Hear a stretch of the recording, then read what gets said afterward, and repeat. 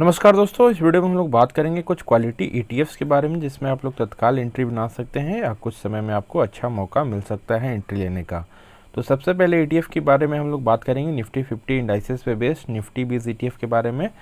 तो एक बार फिर से अपने मेथड को डिस्कस करेंगे। एक 20 का मूविंग एवरेज यूज़ करते हैं जो कि आपको ब्लू लाइन शो कर रहा होगा।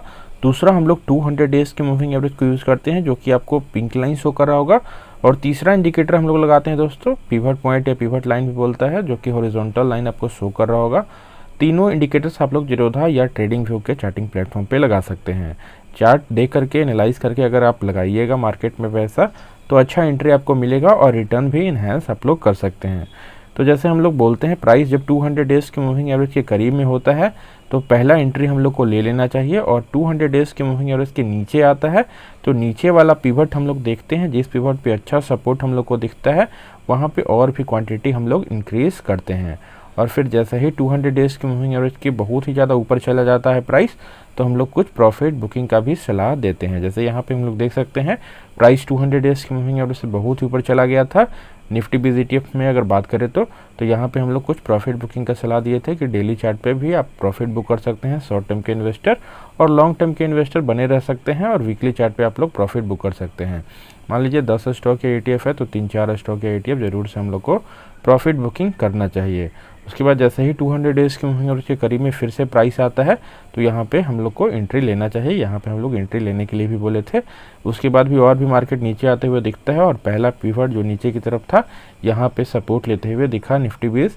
तो यहाँ पे और भी क्वांटिटी हम लोग ऐड ऑन करने के लिए बोले थे। जैसा ही 20 के मूविंग एवरेज को क्रॉस किया था तब हम लोग बोले थे 70,000 के करीब का लेवल्स उस वक्त चल रहा था तो निफ्टी बीज ईटीएफ अगर बाई करते तो अच्छा एंट्री आपको मिलता। फिलहाल की बात करें तो 18,300 वाले पिवट पे चलते हुए हम लोग को दिख रहा है। यहाँ पे रेजिस्टेंस पे मिलने की पॉसिबिलिटी है क्योंकि यहाँ पे पिवट का रेजिस्टेंस है। तो अगर इस पिवट को तोड़ता है दोस्तों ऊपर की तरफ तो हम लोग को 18,600 के लेवल्स तक भी जाते हुए दिख सकता है, जो कि मार्केट का ऑल टाइम हाई था निफ्टी 50 में। तो यहाँ पे फिर से रेजिस्टेंस देखने को मिल सकता है।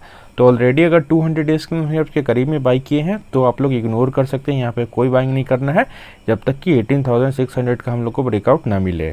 तो यहाँ पे बाई किए हैं तो छोड़ दें। अगर फ्रेश एंट्री आप लोग को लेना है तो बहुत ही स्मॉल क्वांटिटी में आप लोग बाई कीजिएगा दोस्तों। एक और बढ़िया सा ग्रीन कैंडल अगर 0.5% से लेकर के 1% का कैंडल आपको इस लेवल पे देखने को मिलता है और इस पिवट के ऊपर क्लोजिंग देते हुए कैंडल दिखता है तब बाई करना है 18,400 के लेवल्स तक। उससे ऊपर अगर जाता है तो 18,600 का वेट करेंगे और जैसे ही ब्रेकआउट मिलेगा तब हम लोग और भी निफ्टी 50 में क्वांटिटी बाई करेंगे। तो बहुत ही स्मॉल क्वांटिटी में बाई करना है। ऑलरेडी अगर नीचे के पिवट पे बाई कर चुके हैं और 200 डेज के मूविंग एवरेज के पिवट पे तो इग्नोर करना ही बेस्ट होगा अभी निफ्टी बीज ईटीएफ में। और अगला ईटीएफ के बारे में बात करेंगे दोस्तों जूनियर बीज ईटीएफ के बारे में, जो कि आपका निफ्टी नेक्स्ट 50 इंडाइसेस पे बेस्ड है। इसमें भी लगातार तेजी का दौर हम लोग को देखने को मिल रहा है। जूनियर बीज ईटीएफ में आपको 50 नेक्स्ट जो निफ्टी 50 के अलावा स्टॉक्स होते हैं उसमें हम लोग को देखने को मिलता है निफ्टी नेक्स्ट 50 में। तो लगातार इसमें भी हम लोग को गिरावट होते हुए दिख रहा था। प्राइस 200 डेज की मूविंग एवरेज से बहुत ही नीचे चल रहा था तो इस लेवल पे हम लोग जूनियर बीज ईटीएफ को बाई करने के लिए बोले थे। अडानी का स्टॉक्स में लगातार हम लोग को गिरावट होते हुए दिख रहा था। बंधन बैंक और नौकरी ये सब स्टॉक्स में लगातार पिटाई हम लोग को देखने को मिला था, जिसके कारण निफ्टी नेक्स्ट 50 में बड़ा फॉल भी होते हुए दिखा। तो इस लेवल पे हम लोग देखे थे लगातार हम लोग को डबल बॉटम होते हुए दिखा था। दोनों टाइम आपको मौका था। यहाँ पे अगर बाई करते हैं निफ्टी नेक्स्ट 50 इंडाइसेस पे बेस्ड जूनियर बीज ईटीएफ में तो अच्छा एंट्री आप लोग को मिलता और 200 डेज की मूविंग एवरेज तक आप लोग को जाते हुए दिख सकता था प्राइस, और वैसा ही हम लोग को होते हुए दिखा।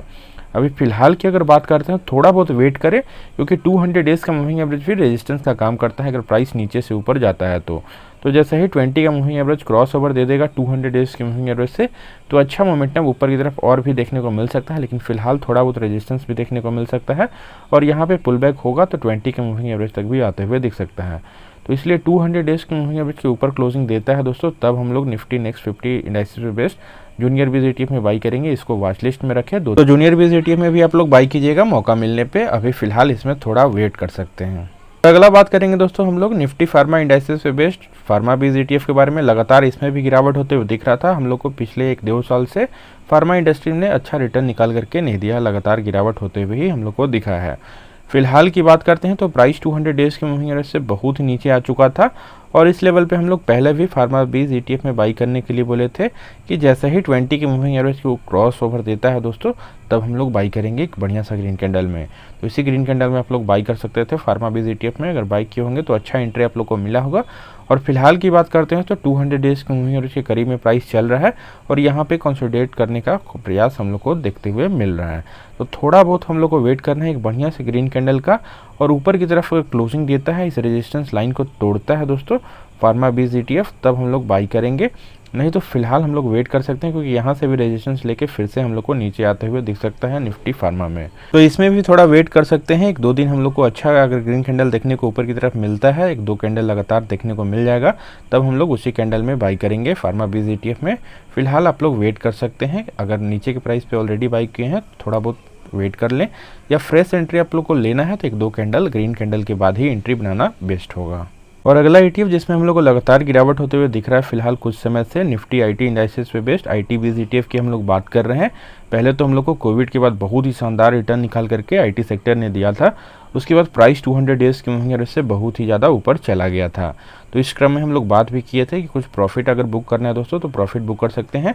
उसके बाद हम लोग को अमेरिकन मार्केट्स में भी गिरावट होते हुए दिखा, जिसका सीधा असर इंडियन IT कंपनीज पे भी पड़ता है, और लगातार IT स्टॉक्स में हम लोग को गिरावट होते हुए दिखा है।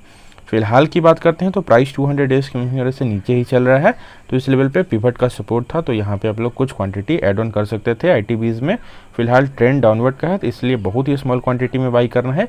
एक बढ़िया सा ग्रीन कैंडल अगर 1-2% का भी इस लेवल पे देखने को मिलता है, क्योंकि यहाँ पे पिवट का सपोर्ट है, तब आप लोग बाई करके चल सकते हैं। लॉन्ग टर्म के पॉइंट ऑफ व्यू से ही बाई करना है, क्योंकि शॉर्ट टर्म में हम लोग को अच्छा रिटर्न यहाँ से देखने को नहीं भी मिल सकता है, क्योंकि ट्रेंड डाउनवर्ड का है। हम लोग वीकली चार्ट पे भी देखेंगे तो लॉन्ग टर्म ट्रेंड हम लोग को पता चल जाएगा। तो वीकली चार्ट पे हम लोग देख सकते हैं दोस्तों प्राइस 200 डेज की मूविंग एवरेज के करीब में आ चुका है, तो अच्छा खासा गिरावट हम लोग को टॉप से देखने को मिल रहा है। यहीं पर हम लोग बोलते हैं कि अगर लॉन्ग टर्म के इन्वेस्टर हैं, अगर प्राइस 200 डेज की मूविंग एवरेज से बहुत ही ऊपर चला जाए और गैप बहुत ही ज़्यादा हो जाए, तो हम लोग को प्रॉफिट बुकिंग करना चाहिए। मान लीजिए 10 स्टॉक या ETF है तो 3-4 स्टॉक या ETF IT बीज में यहाँ पे प्रॉफिट आप लोग बुक कर सकते थे। उसके बाद बड़ा फॉल होते हुए दिख रहा है, एक लंबा कंसोलिडेशन भी हम लोग को होते हुए दिख रहा है, ट्रायंगल पैटर्न जैसा दिख रहा है। अगर इसका ब्रेकआउट नीचे की तरफ होगा तब बड़ा फॉल IT सेक्टर में होते हुए दिख सकता है, इसलिए स्मॉल क्वांटिटी में ही बाई करना बेस्ट होगा, क्योंकि 200 डेज की मूविंग एवरेज के करीब में वीकली चार्ट पे आता है तो बड़ा क्वांटिटी भी हम लोग बाई करने के लिए बोलते हैं, लेकिन ट्रेंड अभी डाउनवर्ड का चल रहा है, इसलिए स्मॉल क्वांटिटी में ही बाई करें। बढ़िया आप लोग को रिटर्न यहाँ से देखने को मिल सकता है। थोड़ा बहुत गिरावट होगा उसका चिंता नहीं करना है, और भी हम लोग एवरेजिंग करेंगे। मेन पर्पस रखना है दोस्तों, एवरेज प्राइस को हम लोग को नीचे लाना है और लॉन्ग टर्म तक होल्ड करना है ETFs में। 25% to 30% अपने टोटल पोर्टफोलियो का वेटेज सिर्फ हम लोग को ETF में देना है, ताकि पोर्टफोलियो बहुत ही ज़्यादा सेफ रहे। और अगला ETF जिसमें लगातार तेज़ी का दौर हम लोग को देखने को मिल रहा है, MON 100 की हम लोग बात करते हैं, जो कि NASDAQ 100 ETF में पैसा लगाता है। मोतीलाल ओसवाल का एक बढ़िया सा ETF है, इसमें भी लगातार अच्छा रिटर्न हम लोग को पिछले 5 में निकाल करके दिया था, और कुछ समय से लगातार इसमें गिरावट होते हुए दिख रहा था। तो इसमें जब प्राइस 200 डेज की मूविंग एवरेज से बहुत ही नीचे चल रहा था दोस्तों, तो हम लोग बाई करने के लिए बोले थे। अराउंड 90 के प्राइस पे हम लोग लगातार बाइंग करने के लिए बोल रहे थे। उसके बाद अच्छा मोमेंटम ऊपर की तरफ देखने को मिला और प्राइस 106 तक जाते हुए दिखा है। तो अभी फिलहाल की बात करें तो अभी भी ब्रेकआउट हम लोग को देखने को मिल रहा है। अगर आपको स्मॉल क्वांटिटी में MON 100 लेना है तो यहाँ पे बाई करके चल सकते हैं, बड़ा क्वांटिटी में बाई करके नहीं चलना है। थोड़ा बहुत शॉर्ट टर्म में हम लोग को गिरावट होते हुए दिख सकता है, कुछ प्रॉफिट बुकिंग आ सकता है, तो स्मॉल क्वांटिटी में यहाँ पे कुछ बाइंग कर ले। अगर नीचे के प्राइस पे भी बाई किए हैं तो यहाँ पे कुछ क्वांटिटी ऐड ऑन कर सकते हैं।